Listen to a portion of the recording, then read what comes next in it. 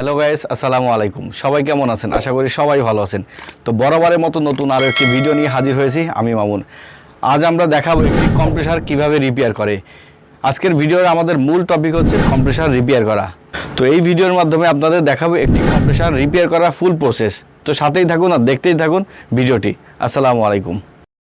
Compressor বা সংকোচনকারী যন্ত্র, আর এই সংকোচনকারী যন্ত্র বা কম্প্রেসারকেই আজকে আমরা কাটবো আর দেখব একটি রেসিপ্রোকেটিং কম্প্রেসারের ভিতরে কি থাকে। তো চলুন ফ্রেন্ডস, এখন যে কম্প্রেসারটি দেখতে পাচ্ছেন সেটি একটি ডানফোর্স ব্র্যান্ডের কম্প্রেসার। এটি 134 নম্বর গ্যাসের।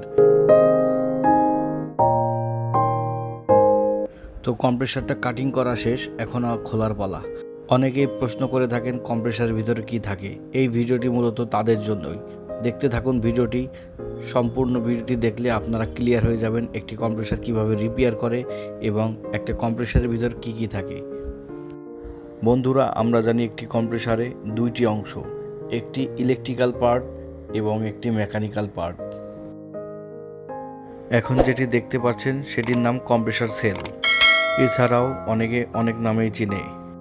একটি কম্প্রেসারের ভিতরে অনেকগুলো যন্ত্রাংশ থাকে, তার মধ্যে অন্যতম piston, connecting rod, crankshaft, rotor, terminal clip, motor বা কয়েল, এছাড়াও আরও অনেক কিছুই থাকে।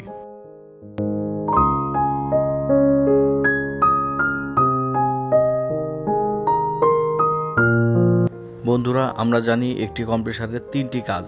প্রথমত সাকশন, দ্বিতীয়টি ডিসচার্জ এবং তৃতীয়টি কম্প্রেশন করা।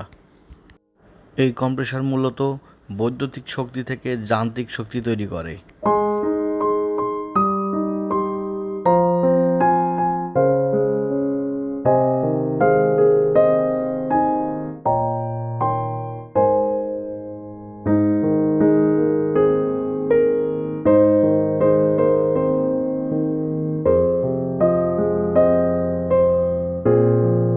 বন্ধুরা, আপনারা দেখতেই পাচ্ছেন যে ওনার কম্প্রেসারের রিপেয়ারিংয়ের কাজ প্রায় শেষের দিকে।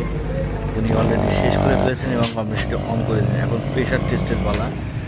উনি ওনার কম্প্রেসারের প্রেশারটা টেস্ট করছেন সব কিছু ঠিকঠাক আছে কিনা।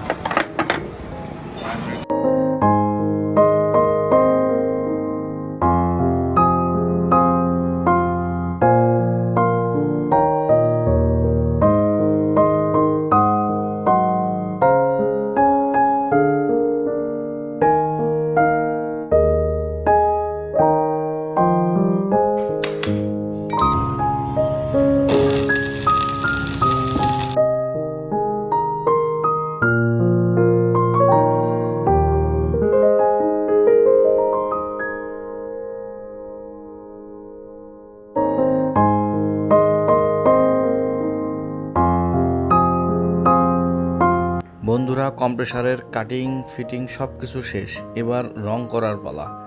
তো চলুন এবার দেখে আসি স্প্রে রং কিভাবে করে।